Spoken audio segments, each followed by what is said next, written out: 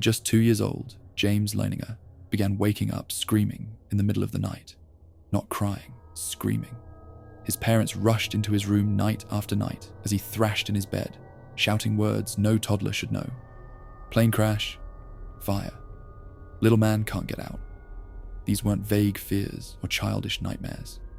James described his dreams with terrifying clarity, replaying the same violent scenario again and again, a burning plane plunging into the ocean. What made it worse was what James knew while he was awake.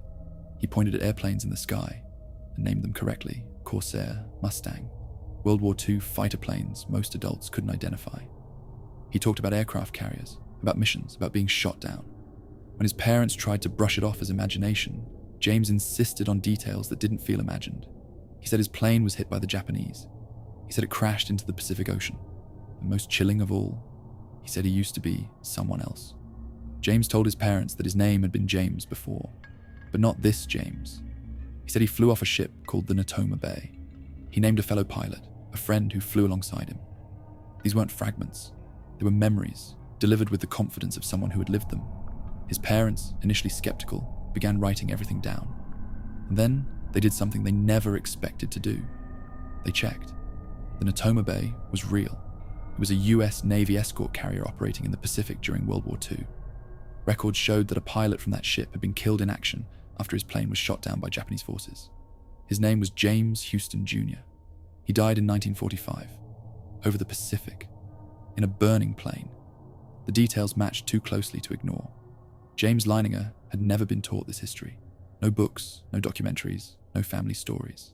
Yet he described the exact manner of Houston's death. Even the friend he named, another pilot, turned out to be real.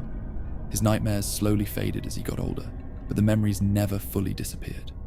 Skeptics argue coincidence, suggestion, or childhood fantasy.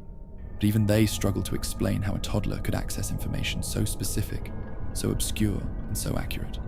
Because James wasn't just repeating facts, he was reliving terror.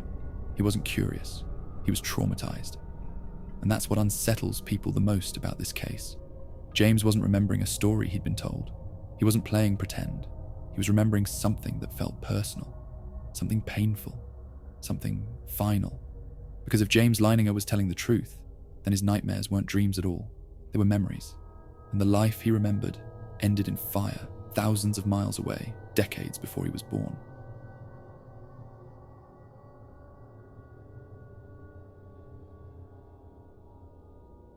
Ryan Hammonds was a quiet, thoughtful 4-year-old when he began saying things that didn't make sense.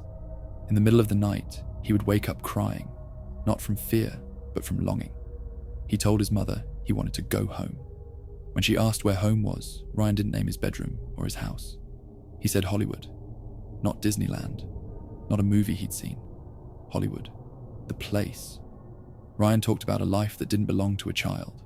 He described walking onto movie sets, meeting agents, and living in a big house in the hills. He spoke casually about being famous, as if it was something he'd grown tired of. These weren't dramatic fantasies or playful stories. Ryan sounded nostalgic, like someone remembering a life that had already run its course. His mother tried to explain it away. Maybe he'd seen something on TV. Maybe it was imagination. But then Ryan started mentioning details no one had taught him. He talked about old Hollywood, not modern movies, but an earlier era. He described black and white films, studio contracts, and a time when actors worked under strict rules. When asked questions, he didn't hesitate. He answered the way someone would if they were remembering, not inventing. The moment everything changed came when Ryan's mother showed him a book filled with photographs of classic Hollywood actors. She didn't tell him what to look for. She simply flipped through the pages. Suddenly, Ryan stopped. He pointed at one photo and said, "That's me." The actor he identified wasn't famous. His name wasn't widely known. Yet Ryan began describing his career, how many movies he'd been in, the kind of roles he played, and how his career faded over time. Researchers later confirmed the details Ryan gave. The actor had lived the life Ryan described, right down to obscure facts that would have been difficult to find without serious research. Even the man's personal history lined up with Ryan's memories. But when asked about the actor's death, Ryan hesitated. His memories stopped there. He couldn't explain how it ended. That gap unsettled people more than the memories themselves. Ryan remembered success. He remembered fame. He remembered a life lived under bright lights and cameras, but the final moment, the death that should have closed that story, was missing. It was as if his memories had been cut off mid-sentence. As Ryan grew older, the memories slowly faded. Hollywood became just a word again.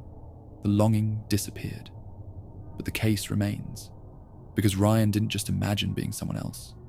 He remembered a life filled with recognition and applause, without remembering how it all went dark. He remembered fame, but couldn't remember how he died.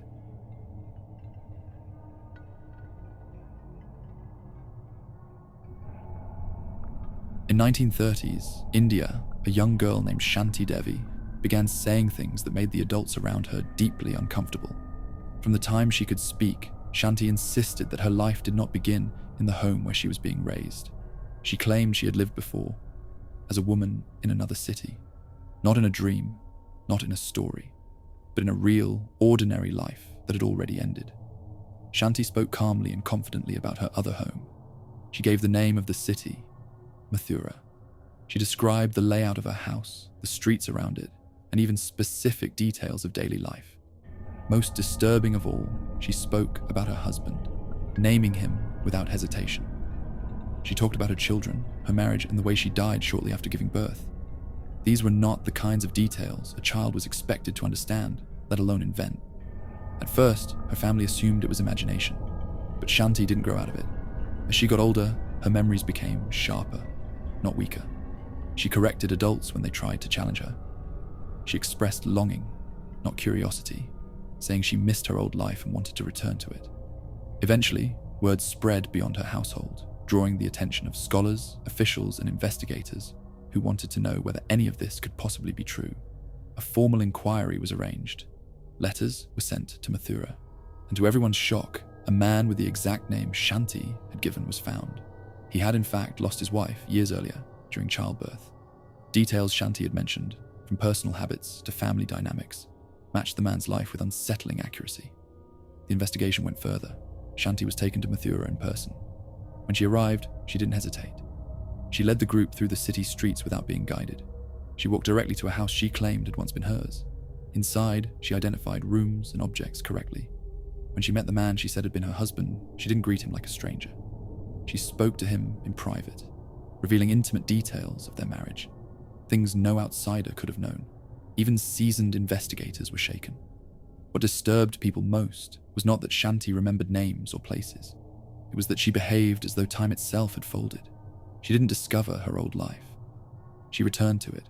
There was no confusion in her voice, no sense of play, only recognition. Eventually, Shanti Devi chose to remain with her present family, but she never fully denied what she remembered. Until her death, she maintained that her first life had been real, and that this one came after. Because Shanti didn't just claim to remember another life, she walked back into it. And for a moment the past opened its door and recognized her.